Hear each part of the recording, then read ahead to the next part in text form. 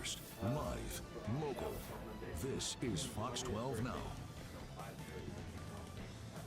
Hello, everyone. This is Fox 12 Now. I'm Greg Nibbler. I wanted to pull that up because that is a nice shot right now. That's from our shadow scam of downtown Portland. It is supposed to be, if you're watching this live, about 85 today, which means a lot of people are probably thinking about all that outdoor work that they need to be doing. And we're going to be discussing that. Again, this is Fox 12 Now. We're live streaming here from the Fox 12 Oregon newsroom, as we do every weekday. I always say this because if it's your first time, I want to make sure that you know that. But we are live, and we do appreciate all of you who join us, whether it's live or after the fact. But if you are a frequent watcher, you know on Thursdays, that means we are usually joined by the one and only Eric Goranson from around the house Northwest. Always good to have Eric on here. And this topic, though, in particular, I feel like people have some really strong feelings one way or another when it comes to it. Good to see you, my friend. This is one of those topics that, for me, it's pretty easy, but for some people, boy, it can be a hot one. I've been called more names on social media over this topic, so yeah, something I'm used to on this one because it's a hard truth, and sometimes people have a hard time with that. Yeah, people will wrap up their identities in whatever that is that works for them. But this is we're going to talk about facts now and talk about your experience with all of these and how it all works. So I don't know how you want to kick this off, but let's talk about electric versus gas powered tools. Yeah, gas powered tools been around forever. This time of year, maybe a month or so ago around here, you got that lawnmower out. You had to make sure that you stored it correctly. Put some fresh gas in it because the gas from last year's already gone bad. And then make sure you got the air filter, the oil, blade sharpened, all those things. And quite frankly, about 5.5 years ago, I got sick of that. So I changed over to a battery powered lawnmower, string trimmer, hedge clipper, leaf blower, all those. Man, and I haven't back since. I don't blame you. I mean, I'm still on the gas powered, and I got tired of it 10 years ago, and I haven't done anything about it. Every year, I'm like, okay, I'm gonna think about changing that, and then every year it starts over again, and I get mad at my lawnmower, and it's a whole fiasco. I think the neighbors know when it's time because I will yell out some choice words at my lawnmower. Absolutely, and that's everybody's doing that in the neighborhood. And so here's how I look at it. And first off, when you're out shopping for battery-powered outdoor power equipment, you got to get the right tool for the job. There's a reason when you walk into a steel dealer and they've got about 22 different string trimmers from battery to gas up on the wall, there's a reason for that. It's because you need to buy the right tool for your application. And so really, for most homeowners, you got an average of a 1/4 acre lot. So you'll get many mows out of a battery-powered lawnmower. It's pretty simple. It will out-deliver that electric one will just out-deliver the gas one every time, even with long grass, because as long as you buy the right battery, basically the right amp hour battery, the right size battery, you'll be good to go. I have a smaller lawn, even though I'm in a little bit bigger lot, but I get probably 5 or 6 mows out of a battery.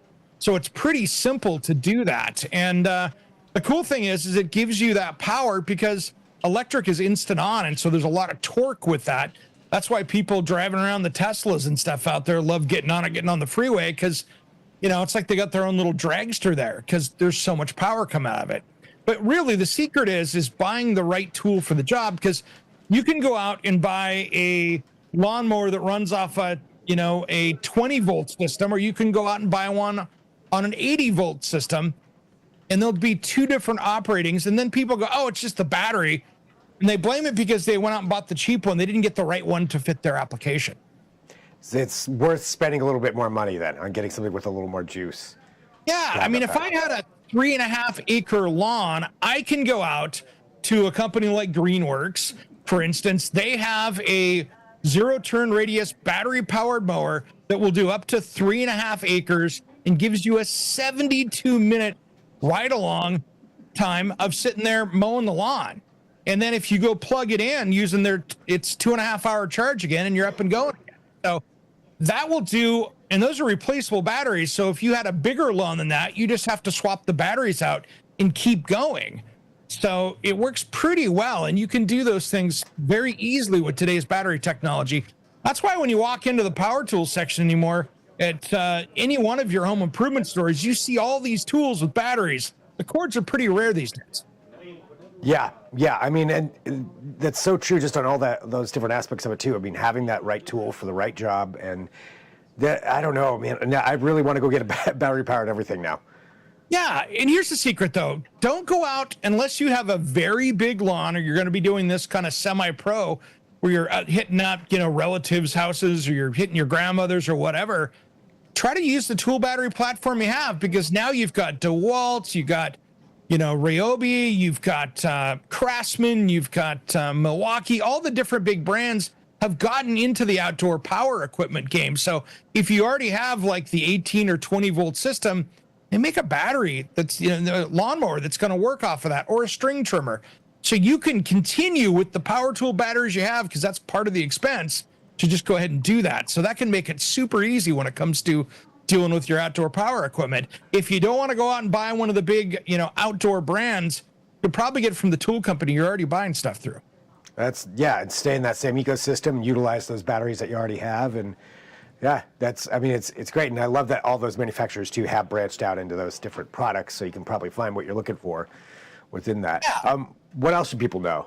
Well, like with string trimmers and stuff, the battery powered ones work really well because you're really not using them that often, even in a residential thing. And by the way, I am seeing plenty of lawn care companies out there running around with electrics in the back now, because they can hook it up to their truck. And so as they're driving around, they've just got a battery charging while they're driving from place to place, and they can sit there and be charging their batteries as they go. So I'm seeing that, and they're eliminating the cost of gasoline.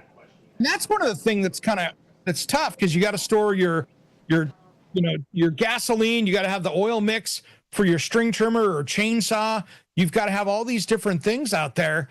Why have to mess with that? As long as you're charging the batteries, you're good to go, whether it's spring, summer, fall, or even in the winter. If you want to go out and, blow off the snow dust off the driveway with the leaf blower, you just plug it in and go.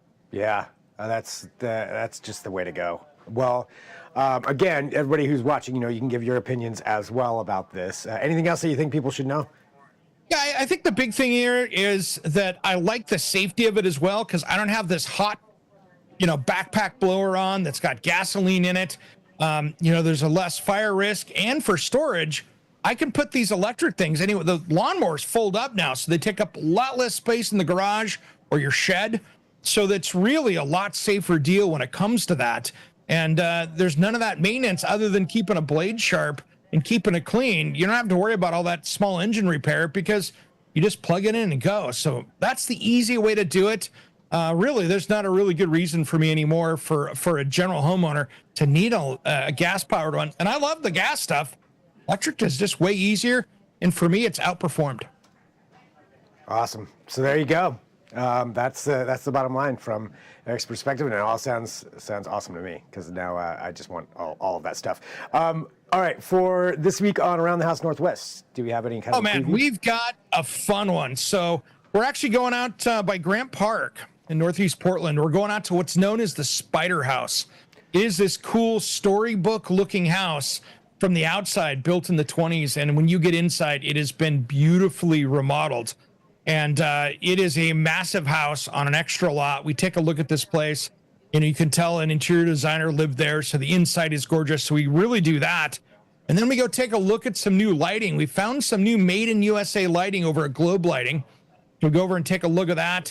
And then I show a little trick for LED light bulbs. And when you have an LED light in your house and you go to hit the dimmer button, right?